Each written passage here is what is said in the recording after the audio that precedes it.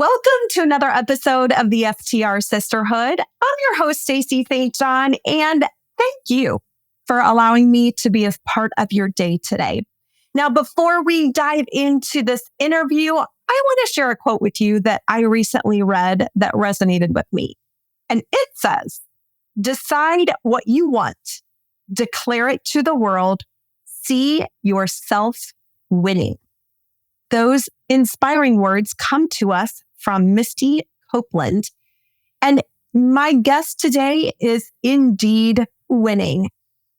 I had the pleasure of sitting down with Shae Duffy, and she walks us through how she has transformed her entire life with her first short-term rental and hasn't looked back since. So without further ado, let's go ahead and dive into my conversation with Shae.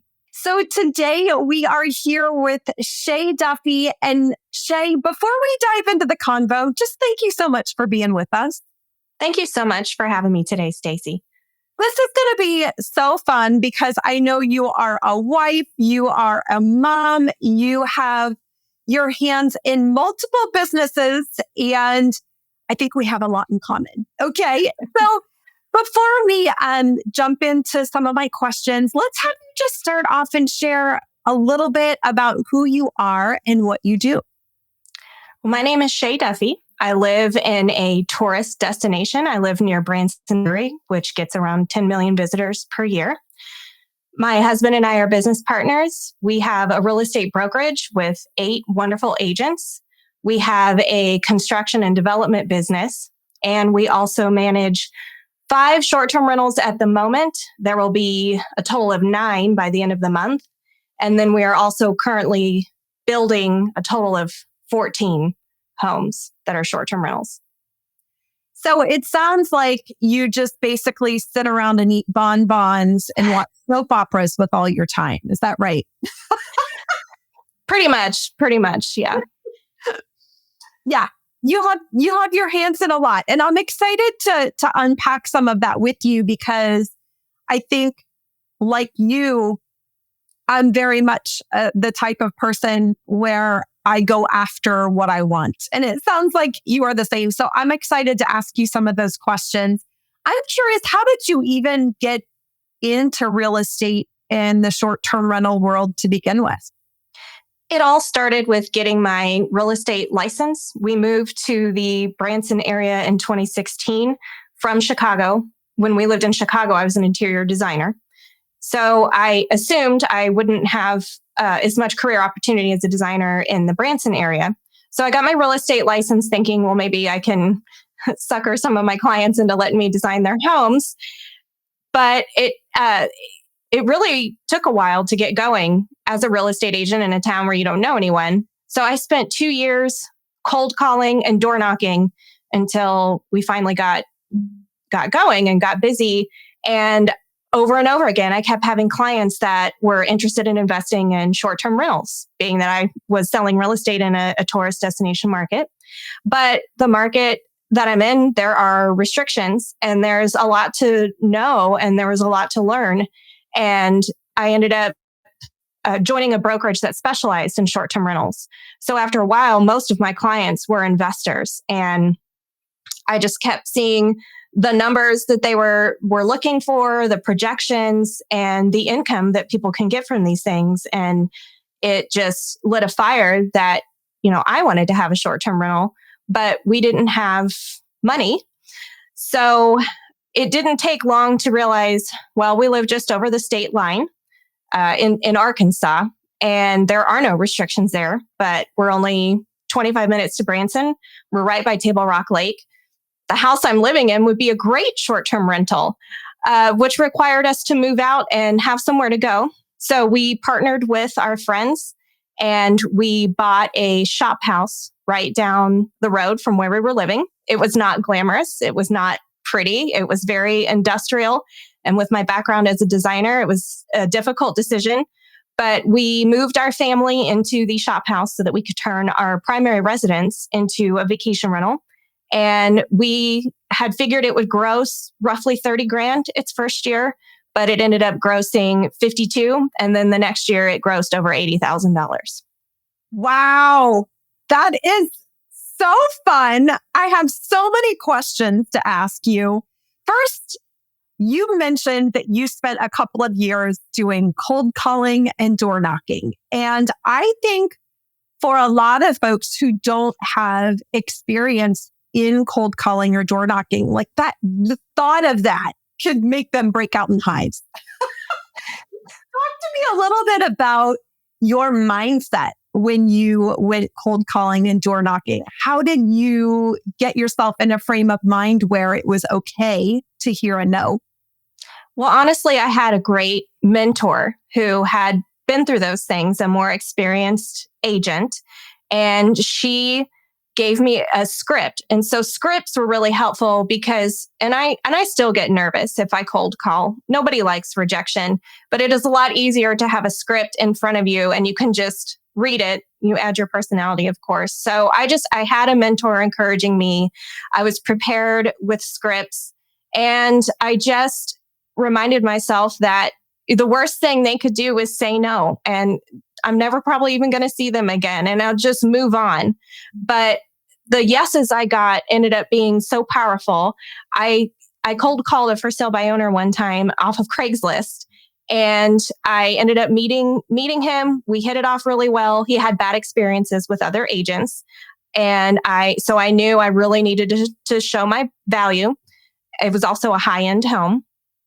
And so I got his home sold, and then he referred me to his daughter. I got referred to their mother, and it just kept going, the referrals. So that one yes ended up opening so many doors for me. And I love that you said that, you had tools around you, people nudging you, and training you and providing scripts. I love that you shared that you injected your own personality into your scripts. I know for years and years, when I was in the corporate world, I would call on local businesses, and I was actually selling digital marketing campaigns. And for me, I would try to gamify it, make it fun. I would call it dialing for dollars.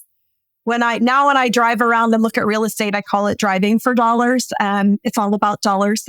When you're cold calling, Yes. But I love that you still worked through some of those. I'm going to say fears. Maybe they were not fears, but nervousness about taking a step and calling on strangers. And the reason why I want to hone in on that for just a hot minute is there are so many folks who are listening who are either in the real estate industry, or perhaps they're in the short-term rental industry and they are looking to grow their co-hosting clientele. They're looking to add properties to their portfolio from a property management perspective. And while it can be uncomfortable to put yourself out there, it has a tremendous amount of rewards when you do stretch outside of that comfort zone. Would you agree? I would absolutely agree. And, somebody's going to get the job. So why not let it be you? Yeah, absolutely. Absolutely. Now, I am curious. So talk to me a little bit about when you and your hubby made the decision to move out of your primary home into this shop house. Talk to me a little bit about how that conversation went. Whose idea was it? How long did it take you to come to that decision? Walk us through a little bit about that. Well, it was my idea because I was living and breathing selling short-term rentals at the time, where Ryan, my husband, he had his remodel business. And so I came home and told him, hey, I think our home would be a great short-term rental. And it took some convincing. We live in Omaha, Arkansas. Nobody knows what that is. It is only 25 minutes from Branson, Missouri. So I stated my case about the restrictions that are further north, which really, really made the inventory challenge for example, most of the inventory is condos, or there are some homes, but they're all stacked on top of each other. Whereas our home was this cute A-frame in the woods. There really aren't those options just north of us over the state line. And I presented my projection with it being at least $30,000 a year, because I knew that just 2-bedroom condos were making 20 or 25. So that seemed like a reasonable projection. And he came pretty quickly. And it was really a God thing with the shop house, because it happened to be for sale right down the road. We were our close friends. Ryan was also in business with Randy, the husband, and in their remodel business. And the shop house had a garage, which was perfect for them to store equipment. It had a small 2-bedroom apartment in it, which was comfortable enough for us to move into. And it was right down the road. So it was definitely meant to be. I love that. And I love that you shared that you presented your projection. I think a lot of folks may be listening to, and maybe they have an idea in their mind of something they want to do or a move that they want to make. And convincing our spouses is not the easiest sometimes, right? Sometimes we need to bring them along. And I love that you kind of approach that from a business perspective, even though, your hubby is your business partner. I think it's important when we share new ideas with our spouses, or we want to encourage them to buy into an idea, that we are presenting it in a manner that is understandable for them, that aligns with the way that they process information. I know I have learned over time that there are certain things that I will wait to share from an ideation perspective with my spouse, because he's going to ask me a bunch of questions. And if I don't have the answers to the questions yet, then it's not the right time to present it. So I love that you took a strategic approach to how you shared that with your husband. That's great. Thank you. And actually, at the time, we were not business partners. He had his remodel business and I was a real estate agent. So there some overlap there, but really they were two separate businesses. We ended up just kind of morphing those two things together over the years. Talk to me a little bit about that. What made you decide to morph those two things together, and how has that gone? Well, after we had such great success with our first short-term rental, we were kind of hooked. And we really wanted to buy up as much as we could in this unique little area that we found that was just over the state line, but right next to the lake and so close to Branson. So through some networking, we realized that there was actually the home right next to the shop house. I'll call it the Shouse for short. But we found out that they wanted to sell. So we, again, with our friends that were our partners, we gave them a fair offer and they took it. And so then my husband and Randy, they had a new project for their construction, which was remodeling this home. So we all went into that together and got the home set up. At that time, I was pregnant with my third child, caulking trim. And I got a great, again, we're balling on a budget. So found some furniture from an estate sale that actually was really nice. And we got it set up, and that one grossed $70,000 in 9 months. And we paid $150,000 for the house. We put about another $50,000 into it. And so the returns were just great. So we kept flipping homes with what we could find. It's a rural area. There are only so many homes in existence. That's why we're building now in that same area. So that really became our business model for a while. Our friends ultimately moved, and we needed to sell property so that they could buy, they're doing a homestead. So we took the money from selling those properties and rolled it into new projects. And Ryan also got his real estate license because I was pregnant. I was going to have a baby, and that was still a big source of income. So both of us having our real estate license was really helpful because it gave us knowledge and creative just introduce us to creative contracts, creative financing, different pitfalls that can happen in a real estate transaction. It helped us get to know our market, get used to talking to investors and the way that they thought. And then it also just made it so that we could substitute for each other. If I needed to go take a child to this event, then he could fill in for me and vice versa. And that's been very helpful. I love that. And I'm curious, if you don't mind me asking, how do you navigate things today where you're balancing being in business together, but also running your home together and raising your kids together? What do those lines look like? Do you have specific cutoff times in your day where you're like, okay, we're not talking about work anymore. We're talking about giving baths. What does that look like on a day-to-day basis? I have to say it is a constant struggle, and it is something that we always have to be conscious of.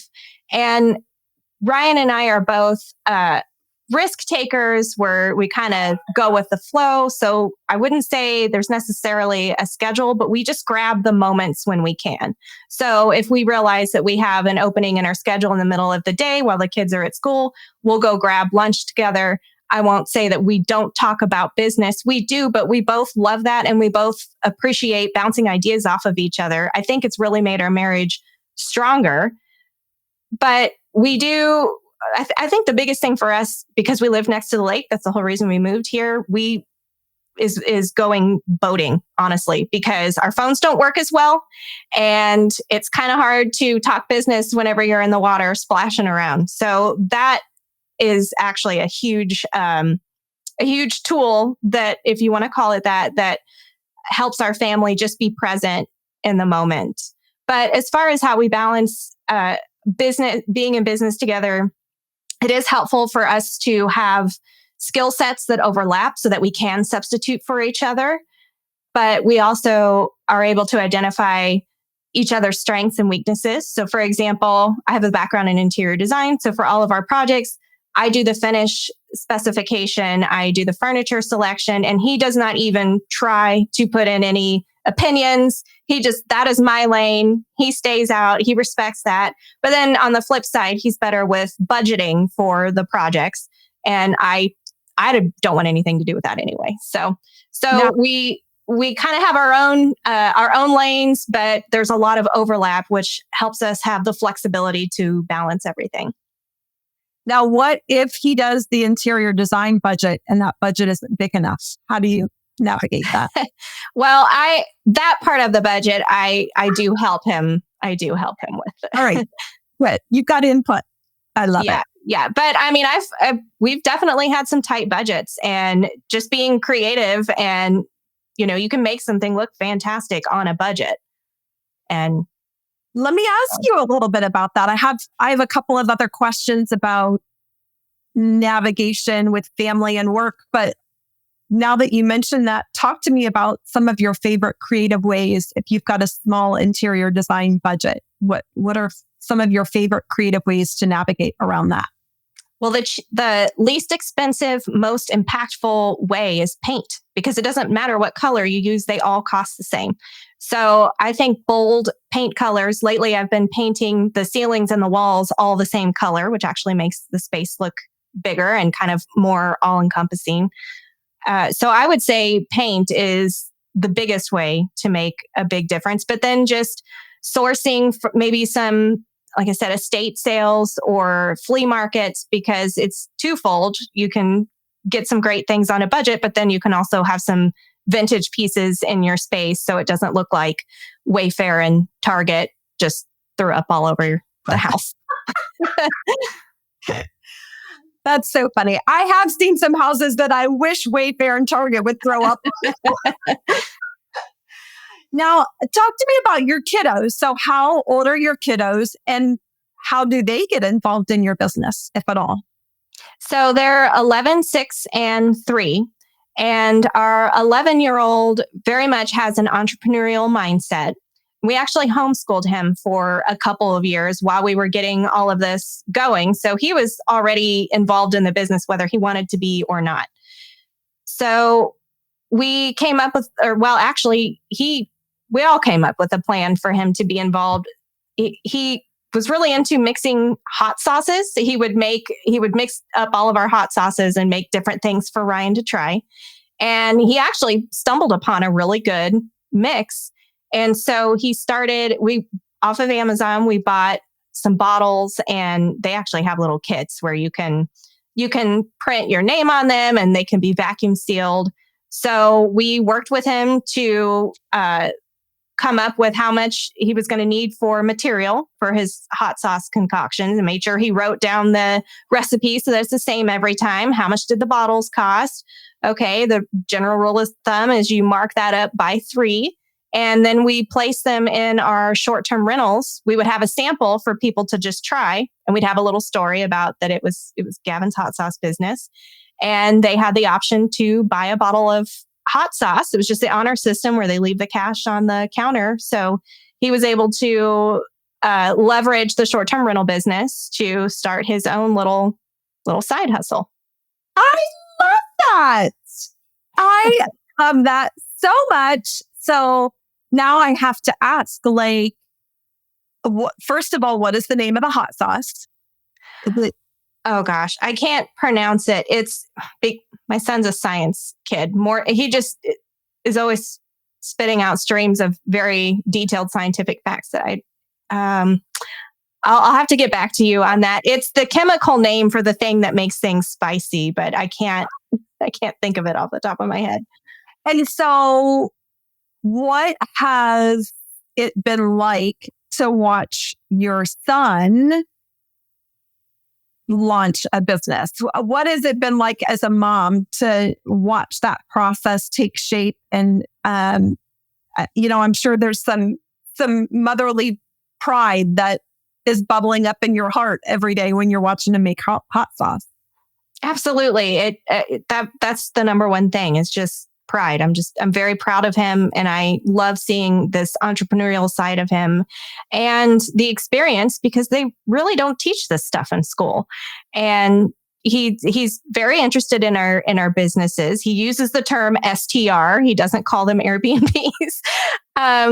So it's really rewarding, and these are skills that he's going to be able to take with him whenever he's an adult. And he's always hustling. Even in summer camp, one day he found a bunch of bird feathers, and he washed them and he brought them to school, and he sold each feather for $1 a piece. I mean, he's just always thinking of something. The wheels are always turning. And so I feel like some reassurance that, okay, I think he'll be all right. He'll be all right. As long as the bird feathers aren't in the hot sauce, we're good. We're good. Yes. And as long as he washes his hands after handling those. There you go. Yeah.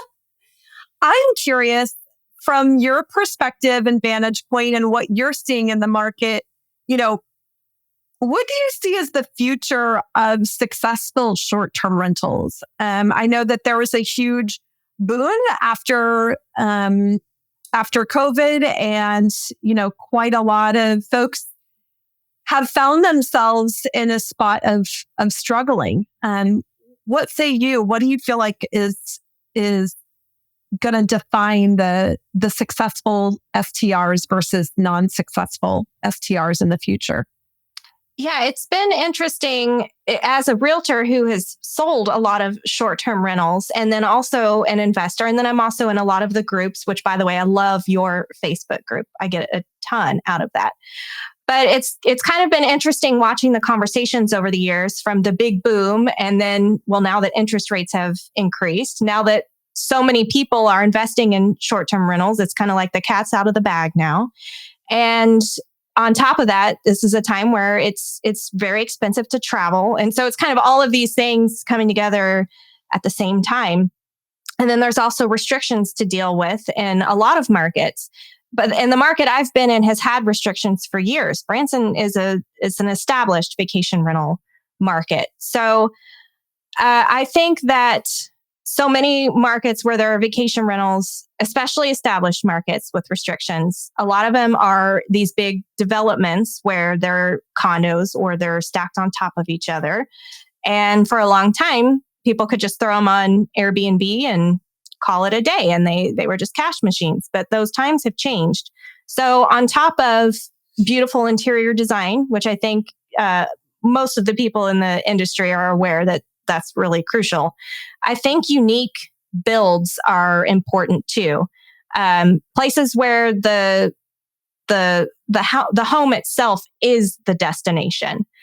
And there are a lot of people, I've heard the term bleisure, business and leisure, that are traveling for that purpose. And a lot of them are just traveling close to home. So I think there may be a lot of opportunities for this that aren't necessarily in tourist destinations, where there aren't necessarily restrictions, where you can beef up the amenities at a single family home, or you can build your own short-term rental. So what we're doing is we built a container home. So that's one unique vacation rental idea. And we can talk about that. That was a big learning curve for us. It was kind of painful, but it's doing really, really well. But we're also, because we know that our market is saturated with condos and big lodges stacked on top of each other, we're saying, okay, well, the niche here that's not being met are cabins in the woods. So we bought some property with some partners at 20 acres with a creek running in the back of it. And the creek feeds Table Rock Lake. So again, it's all close to the things people come to the area for. And we took 10 of the acres and subdivided it into 1 acre lots and sold off each individual lot to any buyer that wanted. But we also offered a construction package where they could build. We presented their A-frames and we had 2 floor plan options.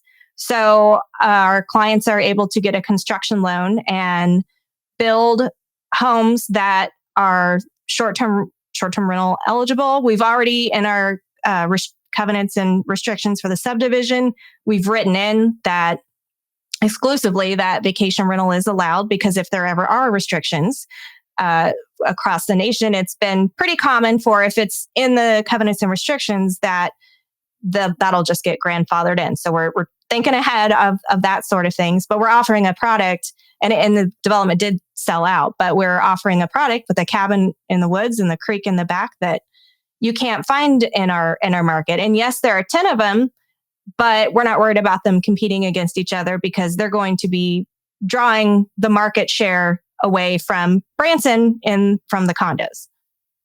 I think that is so darn cool. And I think, at least for me, I'm in the midst in the Hocking Hills, Ohio area, building a resort. It's a little bit of a different project, but along the same lines, where you see an opportunity in the market, you understand the market really well, and you understand where there's also a gap in the market, and being able to fill in that gap is certainly something that's tremendous. And I'm curious, how long did it take you to sell out that subdivision? Well, we did have to do a little trial and error, because initially we didn't want to do the builds. We were pretty burnt out from building the container home, and we built that simultaneously with our personal home, both of which went way over budget. Both were unique builds and highly custom. But so we listed the lots, and they really weren't moving. It was right when interest rates jumped too. And so we realized, just from some of the other examples in our market, the way that these vacation rental developments came to be was that the builder would offer the lots, but he would also offer a build package, because at the end of the day, most people that are investing here they're from elsewhere. They don't have a construction background. So the idea of building something is overwhelming, and it is overwhelming. So we realized, okay, if we're going to sell these things, we need to just make it easier for people. So we found these A-frame kit homes, 7-day A-frames. And we like the idea of a kit home. They're SIPS kits, because just easier to budget, because they already came with so much. We went and walked through one in Mississippi, and we were really impressed with the product. So that helped alleviate our fear of ramping up the construction business and going over budget. Was a product that we felt confident that we could stay at budget. So then we offered those kits, and Ryan vamped up his construction business and offered to build them as well. And once we did that, once we changed our marketing strategy, they all sold out within, I would say, approximately 3 months. Wow. Isn't it amazing how a small shift in positioning or a small shift in how you're displaying the product makes a world of difference, right? It's amazing. It's amazing what a difference that makes. And once we made that shift and talked to ourselves about why did that work, it makes sense. It's making it easy for people. It's like a menu. Okay, pick your countertop. Okay, pick your cabinet. Whereas in our minds, just selling the lot and saying, well, build whatever you want. We thought, well, that's a slam dunk. No, you can't do that anywhere else. And it be short-term rental eligible and in an area that has proven success. But at the end of the day, it's minimizing the risk for others.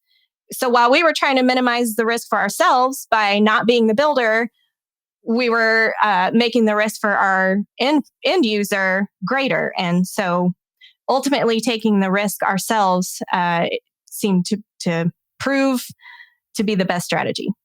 And I've also learned over time that while you and I and your hubby might be visionaries, might be able to see things that don't exist and go after that, for some people, that's not a skill that they've ever developed and they shy away from, and so understanding your strengths as a visionary, I think, is also incredibly impactful to be able to bring new ideas to life. But again, positioning them in a way where you make it easy for someone else to be able to take advantage of that. That's great. That's great. I'm curious, again, with multiple businesses, multiple kiddos, how do you balance your time? What do you do to take care of yourself? How do you show up for yourself as a woman? Yeah, that has been something that I've had to get very intentional about. And waking up really early has been very helpful. So I started getting into fitness. It's been a great way to blow off some steam for stress. And so this morning I woke up at 4:30 and went to CrossFit class. And so that's what I have been doing for myself for about the last year and a half is fitness. And I can't wake up that early every day. I maybe I will one day. I can manage twice a week. I still wake up earlier than I used to, just so I can have time to read or just take my time in the morning and sip my coffee without being, mom, snack, breakfast, just to have some quiet time even. But because of the ability to have this flexible schedule, sometimes if I'm at a fitness class, I'll just bring my phone with me, which I guess is not the most me time, but it still feels me time enough because I am still doing something for myself. Right. That's phenomenal. I was going to say, I do a morning walk a lot, which I'm sure that you are burning way more calories than I am with CrossFit. So I hear that's pretty intense. It can be. They have beginner, intermediate, and advanced levels. I'm kind of in the intermediate range. So it can be, but it's been life-changing for me. I'm curious, what have you learned about yourself from that CrossFit class? That's a good question. I would say that I've pushed myself harder and am stronger than I thought I was. In the class, I notice a lot of times I'll do a little bit of a lighter weight, or I'll try to maybe go more towards the beginner side of things. And really, I am capable of doing the more advanced things. And so I do keep catching myself not wanting to push myself as much as I could. So that is something that I'm actively trying to improve on. And forgive me for asking because I've never been to a CrossFit class, but do you have someone there in your ear saying, no, Shay, pick up the heavier weight? No, you can do more. Or is it simply like an open time where no one is pushing you? There's someone pushing you. So with CrossFit, there's a one coach, and then in the particular gym I go to, there's anywhere between 2 and 12 people that may be in the class, and they have the assignment for the day written on a whiteboard with all the different variations. And so the coach instructs you the whole way through and make sure that you've got the thing they're most concerned about is that you have good form, so you don't hurt yourself. But it's not like a drill sergeant in your ear. I mean, it's not that crazy, at least the gym I go to, but it's definitely someone there to encourage you. I mean, even this morning, Maddie, the coach, said, Shay, you're tossing that up pretty easy. I think you can beef it up a little bit. And I did. I ended up beefing it up a bit. Well, that's so good. That's so good.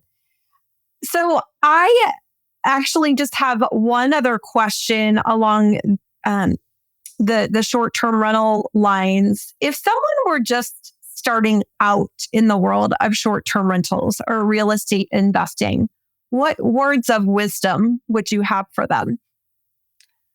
I would encourage them to consider partnerships. We wouldn't have had our first short-term rental or our second without partners. The container home, even still, we partnered with people. So I would say don't be afraid of partnerships. You still have to be smart about them and everybody manage each other's expectations and roles. But, if you don't have a lot of money or you don't have a lot of time, and usually it's one or the other, then align yourself with somebody that makes up for that. And it's just so much easier to scale and to just have a mastermind situation if you do partnership. Yeah, I'm a huge fan of partnerships. I have leveraged multiple partnerships in my own journey. And I think a lot of folks are fearful of partnerships because of all the horror stories that you hear. And I think making sure that you're vetting partners is absolutely essential. Making sure you're defining roles and responsibilities is critically important. Making sure you understand communication preferences and expectations around communication, expectations around how decisions are made, expectations around finances. I think when you plan well up front with a partnership and you vet your partners well, it can be a very beautiful thing. And I love to hear that you've scaled through partnerships because I don't hear that very often. So that's really cool. Well, our most the project we're working on right now, it's a adult only resort. Again, there's one in Branson, but so it's 4 A-frames with an indoor pool house. That one in Branson doesn't have the pool house, but we actually got into it with, and so it's a $1.5 million project, and we got into it with approximately $7,000. And we were able to do that because we leveraged our skills. So we're general contracting it for free, basically, in exchange for 1/3 ownership. So, I mean, you can just get really creative with it, with leveraging skill sets too. Amen to that. Amen to that. Okay, Shay, I want to move to the lightning round. Okay, so I'm going to ask you some fun questions, and I'm going to ask you to answer with the very first thing that comes to mind. First question is, where is your favorite place to vacation? Well, I like to vacation at different places, but one place that we always return to is Panama City Beach, Florida. That's actually where I met my husband, Ryan, spring break, my senior year of high school. Oh. And that's where we got married. And the place has really changed over the years. So that is, and the beaches are just beautiful. So beautiful. They are beautiful. I know when I went down to the 30A area for the first time and we drove down there from Ohio, I kept thinking a place that looks like this is only 12 hours from where I live. I mean, it looks like the Caribbean. It's absolutely beautiful. Absolutely. Yes. Okay, what's one place you've never been that you want to visit? Hawaii. Definitely Hawaii. I would love to see a volcano. And I'm not even sure if they let people see those, but definitely Hawaii. Once our kids are a little older, we're going to do it. Yes. We've been 3 times. I've been all 3 times to the same 2 islands, Oahu and Maui. And I do feel like when we go back, I'd love to see, like the Big Island and Kauai. I want to go to new places in Hawaii. So such a beautiful, beautiful set of islands. Okay, next question. What's one thing you know now that you wished you knew when you were starting out, either in the world of real estate investing or short-term rentals? I think just not being hard on yourself if you fail at something. And when I reflect on all the things we've done over the years, some of our biggest aha moments and some of the doors that have opened that we never thought would open happened because we failed. Mm-hmm. But it's easy to beat yourself up and get into that negative mindset and negative self-talk. And I think that is just toxic to being able to move forward and to happiness. Mm-hmm. Amen to that. I love that you're saying that. And I'm curious, did you learn that from someone else? Did you have a parent that shared, those types of insights with you? Or was it just by way of you figuring things out? I don't know that I learned it from one specific person. I just have surrounded myself with a lot of great mentors, including my husband and some of our business partners and friends. And so I think it's just over time, when I would vent to them and hearing the way they spoke to me, it just took some time for me to realize, okay, maybe I should speak to myself that way. Amen, sister. Amen. I could have a whole other podcast episode with you on that topic, but we will save that for another time. All right. Next question. What is the best piece of advice you've ever been given? I would say, and I don't know the specific person that gave this advice to me, but the idea of what you focus on expands. I feel like our minds are so powerful, and that's part of why they say the power of prayer. It's setting your mind to something and believing it and speaking it into existence. And I've just witnessed it in my own life of just thinking and speaking things into existence. And I think if you can just do that and focus on that, then the rest just kind of comes and the doors just kind of open. I mean, you may notice the people that always focus on health issues and sickness always have health issues and sickness. And the people that focus on success and faith and confidence in themselves tend to be successful. Mm-hmm. Yeah, you give me goosebumps. I couldn't agree more. I think that for so many folks, understanding the power of your mind and learning how to utilize your mind in the best way possible so that it works for you in a very active and intentional way, I think is one of the greatest skills that I have ever learned personally. And it's actually the topic, one of the topics in the book that I'm just finishing writing, because I think it is definitely an underutilized skill, that power of mindset and positivity. And I love that you've shared that. So good. Last question. What's one thing and or person that you're grateful for today? I'm going to say my mom. She, growing up, worked 2 jobs a lot of the time. She just, but yet she was always very caring and tender. Now, ironically, her job is being a caretaker, but she just really instilled in me that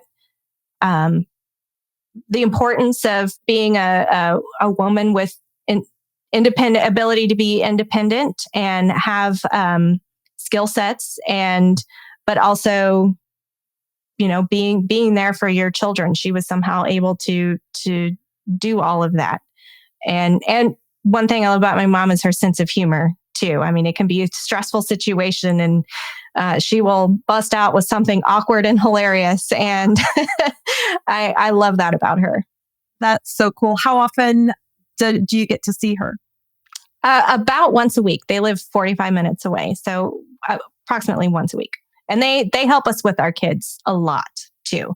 It takes a village, and Ryan and I would not be able to do a lot of the things that we have done if it weren't for my parents, which I have to say they own a short-term rental now too. Oh, that's so fun. Full circle. So that is so phenomenal, Shae. If folks want to learn more about you or find out how you might be able to support them in their short-term rental journey, what's the best place for them to find you online? Well, we're getting our website worked on, but I would say duffyhomesllc.com, or they can always just send me an email, shaeduffyhomes@gmail.com, and I'm happy to chat. Wonderful. Thanks so much for being with us. Thank you, Stacey. Now, before you go, I want to give a quick shout out to some of the amazing women inside the Female Short-Term Rental Investors Facebook group. Just yesterday, Sammy Peckham posted, "Hey ladies, I would love to hear about apps or programs you use to communicate bookings to your cleaning company. We are manually sending them over right now, but there has to be a better way." And so far, we've had 47 women jump in and share their feedback. Naomi Catherine says, "My cleaner uses resort cleaning. It syncs with my channel manager, and it's been great." Shelly Weichel says, "I created a note in my phone with check-in and check-out date and number of guests and share it with them. Any updates get sent to them with a notification. This is for one property." Nicole Comey says, "We use Turno." Jackie Griffith says, "Breezeway." The fact of the matter is there are so many tremendous pieces of technology that can help us. For me, I actually add my cleaner into the portal with our property management software. And so they're able to see the turnover dates right from the convenience of their own phone. So with that, I hope that's helpful. And I hope you have a wonderful week ahead. I will look forward to seeing you next week. And until then, make it a great one.